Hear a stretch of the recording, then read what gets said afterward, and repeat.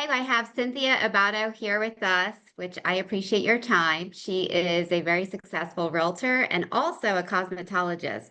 So she's got a lot that she's going for her, and she is a successful woman that I am so proud to meet and introduce. Thank you for joining us. Thank you so much for having me. So, I really appreciate your story and what you've been sharing with us. I think it'll make a great impact with the survivors and victims of, domestic violence and child abuse who we are trying to help. I felt that it would be very inspirational for them to hear your story. So, again, this is just amazing that you have the time and that you're willing to share with us. So, thank you so much. Thank Um, you. so I just wanted to find out a little bit about yourself. What can you tell us about yourself aside from your experience as a survivor? So, I am a real estate agent, have a license 4 years and cosmetology for 17 years, long time. Wow. Um, I am a mother of a son, um, and I work a lot wow, I'm like overwhelmed right now. I work a lot. I work a lot. And I'm a mom, and that's like my first job, actually, being a mom. Yeah. Being a mom definitely helps us become better people. Oh, And a yeah. lot of times I feel like we change how we are and how we see things just in order to help our kids, become stronger since we've been through so much. And, Right. we want to break any cycles that we may have had from our childhood, whether it's trauma as an adult or a child. We really want, we learn from everything that we've been through our life experiences. So I can definitely see that just getting to know you over the last couple months that he's your pride and joy and you do everything for him. Yes. So, He's my yeah. main priority. So, what brought you to Miko's place and how did you, hear about us? So I am dating a man called Joseph, and he introduced me to it. He knows you, Tina, and also Stowe. And we went to one of your events, and it's been my dream to be able to share my story. And so when Joseph came to me and said, "Hey, let's go to this networking event for Mikosplace," I was so happy because I felt like God was listening to me. I've been wanting to do this for a long time. Yeah, I feel like things happen organically, especially with other survivors and former victims. Like we kind of easily develop a bond. Yes, You shared a little bit about it, and right away it was an instant connection. Like, hey, you've been through a lot of the same things I have. And what's great about it too is women supporting other women, that we work together to heal each other from the inside on out. So again, it's just amazing that we got to meet just so randomly spur of the moment. I So know. I really appreciate it. So, what inspired you to share your story publicly? So, like I said, I've always wanted to share so I can help others that been through what I've been through. And also, it's just for me, it's therapeutic to talk about it. I don't talk about it all the time, but it's something that it heals my heart when I'm able to share something and help someone else. So, what actually happened to you that has brought you, this far? What is it that you wanted to share with us today? So when I was around 5, my cousin molested me. He was staying with us for, my mother told me years later when I confided in her that I was molested by my cousin. She confided in me that he stayed only within a week. His mom, he was 16. She said between 16 and 17 years old. I was around 5 years old. I'm not sure 5 or 6, but that's the age that my mom told me. And he he took the opportunity and took advantage of me. Now I have like images in my head 3 times that was something was done to me.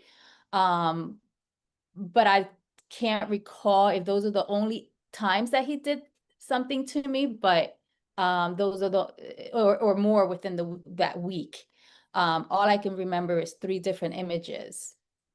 Oh, that had to have been a lot to deal with, So just realizing it. I actually suppressed it for a long time. After he left, I went, yeah, I was 5. Became just a kid and suppressed it. I didn't know that it was suppressed because I was a child. So when I turned 14, I started getting these images over and over again, and I thought I was going crazy. I was like, okay, this is disgusting. Why am I thinking about this about my cousin that's doing to me? Right. And so it took me a while to want to get help because I was 14. So I think I was like 20, 21. The images continued. And I called a therapist and I said, I need to come in because I think I'm going crazy. I keep thinking about these things that I don't think it happened. I don't know. So sure enough, when I went to the therapist, she explained to me that there was something called suppressing and something I would suppress it, but when something else dramatic would happen, then and it didn't have to be related, then my these thoughts will come back, the reality would come back. And it was because I became a woman, so I got my period. And she said that that was the time that the suppression, like I didn't suppress it anymore. So I still didn't believe that that happened. So she said, do you have anyone else in your family that could have happened that you can ask? And sure enough, I asked my sister.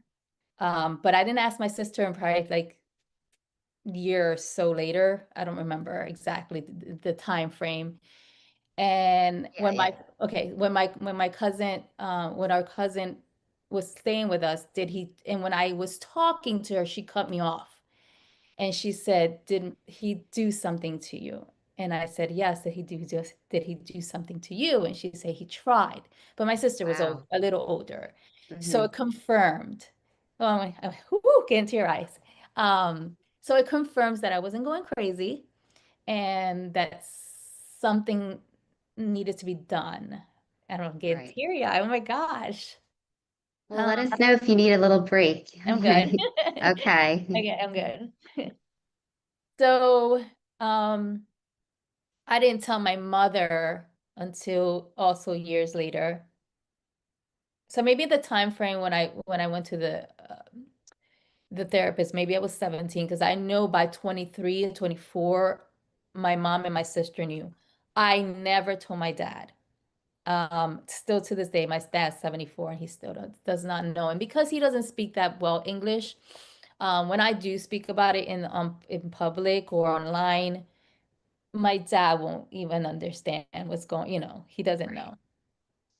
So, So, how do you feel about not telling him? Are you comfortable with that? Do you wish that you could tell him as well? Or, I honestly, I wish I could tell him, but I know that it would be such an issue for my father. I'm not protecting my cousin. I'm not. I just know that it will harm, like my dad would do something that I just wouldn't want to put him in that position. And it's the same thing when I was younger, my dad was younger. I just couldn't. And still to this day, I can't. that's one thing that resonates with so many victims and their stories is that as they're still always thinking about somebody else, which is is heart-wrenching, but at the same time, it just also shows how strong of a person that you are because you want to talk about it, you're aware of your mental health and you're aware that you need to get this out, but at the same time, there's so many times where people sacrifice, and so I commend you for that. I mean, that's very thoughtful. And, it just goes to show what kind of person that you are. Not only strong, but you're kind and you're very thoughtful. So I Thank really you. do admire that about you. Thank you. You're awesome. So what challenges did you face once you did finally tell your mother? Was she supportive or was she more in shock that, no, this couldn't have happened? How was that? So she was definitely did not believe me. When Oh, I sat her down, I told her I needed to speak to her. She did not believe me. And as I can tell on her face, her reaction, she didn't come out and say, I don't believe you. She just, her reaction, I said, well, if you don't really, I told her, I said, if you don't believe me, you can ask, I said, you can ask my sister. I don't want to put my sister's name in. right, So you can ask my sister, and she can confirm because he tried as well with her, but because she was older, she spoke up and she said, right. this is not right. I'm gonna tell mommy. So and I got a little bit of resentful with my mom, even to this day here. I mean, I love my mom and I treat her awesome, but inside it hurts because the initial what I wanted initially from my mom was, oh my God, give me a hug. Yeah, It's gonna hug be you. okay. Not look at me like I was nuts.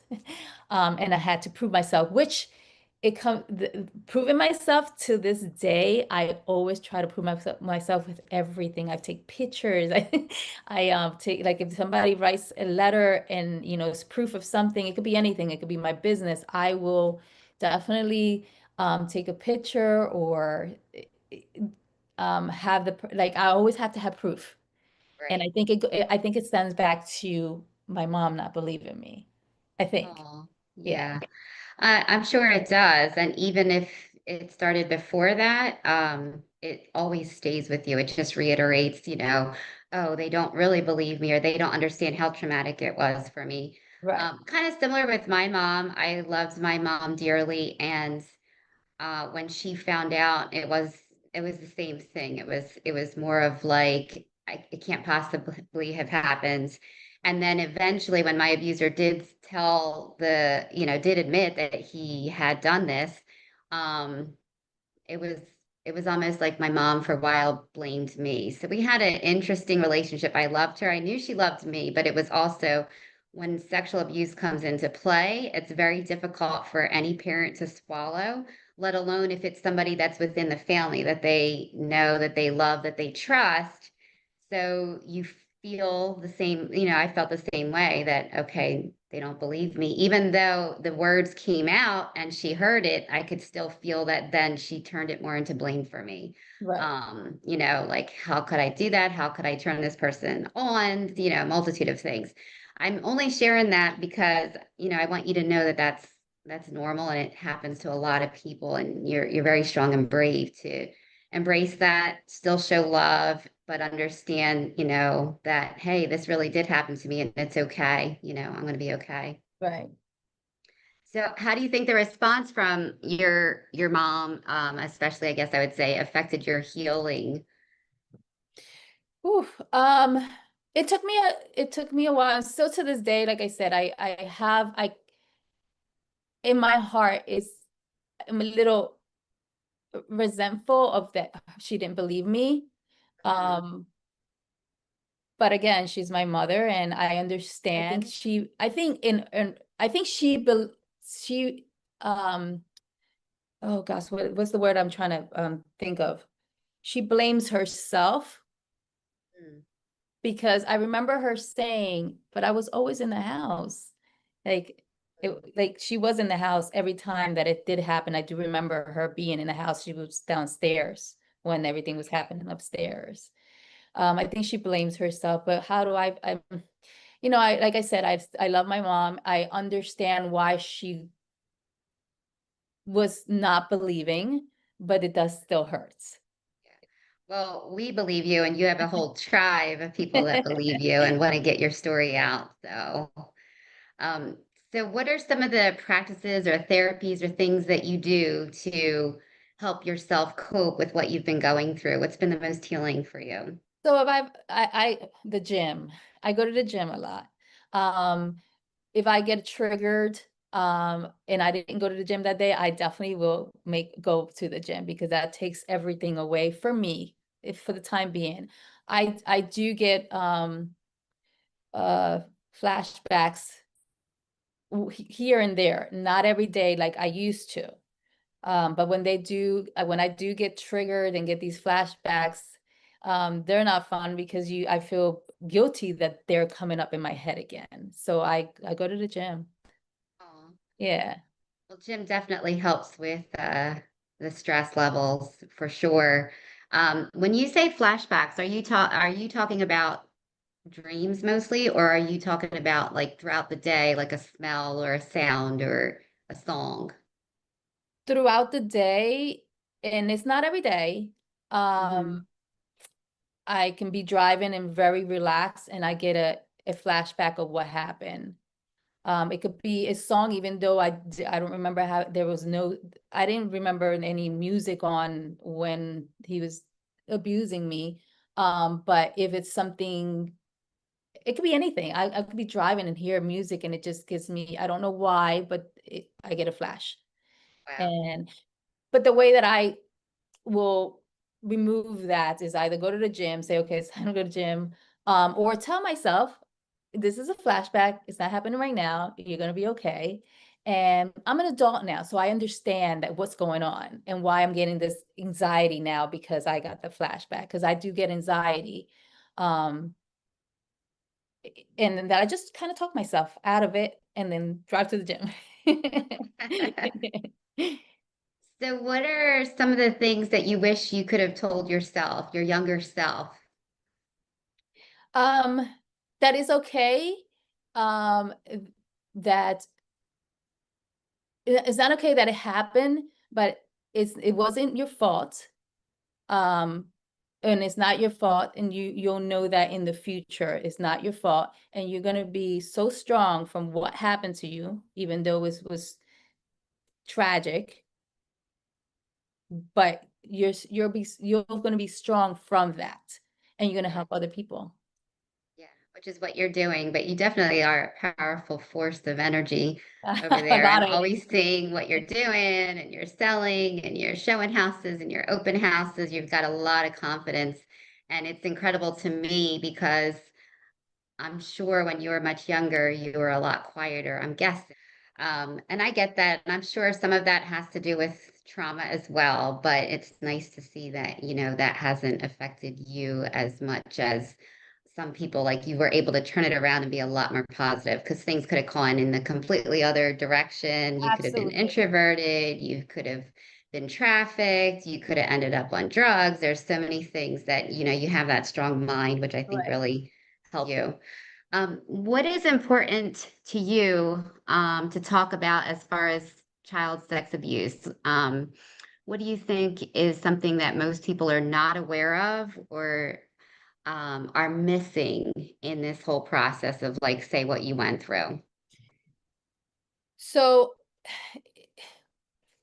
mm, it happens in the family a lot. True. So I think a lot of people don't believe that it does happen in the family because it is family. You don't Yeah. expect that. So what I want people to know is if you're leaving your kids with family, make sure that your kids are older. Don't leave them when they're Yeah. little because when they're little, they don't know what's going on. At least when they're older, I'm saying 14, 15, 16, that it can still happen at 14, 15, 16, that teenage years. However, they can speak up and continue telling your kids from little, what's right and what's wrong. I know it's like a taboo to talk to your kids about sexual abuse, anything about sexual, but you have Correct. to let Yeah. them know. I don't remember my mom talking to me about, if this happens to you, it's okay. You can tell me, let me know. Um, some parents, they do shy away from being, um, honest with the child, like this can happen to you, so you need to let me know. Letting them know we're not, where they're not supposed to be touched at. They have to know this and make sure that family, you trust that family because it can happen. Yes. Anywhere. Even if the family's in your house, it doesn't matter. You have to let the kids know. You're totally right. That's one of the things that Mika's Place is passionate about is creating that awareness and letting parents know how important it is to talk about it. It shouldn't be taboo. It shouldn't be so embarrassing that nobody can talk about because it's a reality of life. And we want to normalize like talking about this and making sure that children and adults are aware of it. Because when you think about it in schools, you have sex education once or twice a year, and it's a very basic. You don't really talk about things like, abuse and trafficking and the signs of grooming, things like that. So, Right. um, what do you wish more people understood about survivors? That you're going to be triggered um a lot over years. It doesn't just go away. It's always a process of every day is something different, and you have to work at it every day. And there's nothing wrong with you working at it, and that the person, myself, gets triggered. And it's okay that I get triggered because I already know that I'm going to get triggered. Don't know where it comes from. It just does. And accept that even though you get triggered, is you've been to I went through something traumatic, so it's going to happen, and then it's okay that you're going through it. You're not nuts. Still amazing to me that even as an adult, I'm 46, like I'm still learning about myself, including my inner child and how weak and vulnerable she was. And that now being strong, it's okay to let her out because I feel like that's been making me stronger, especially over the last couple of years. Right. So it's amazing. Our triggers are pretty similar. There's Yeah, a lot of very- similarities there.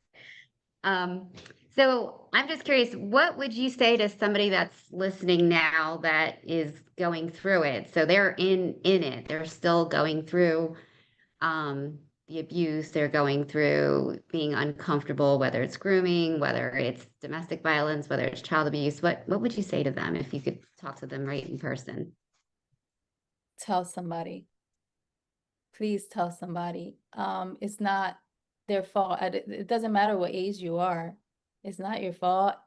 You need to speak to someone to get out of it, because that's not healthy at all. With anyone, even if it's a stranger, just you need to talk to someone. You know, what gives you hope for this world going forward? Do you think that the more that we create awareness, that this will continue in a positive light? Like, what are your dreams?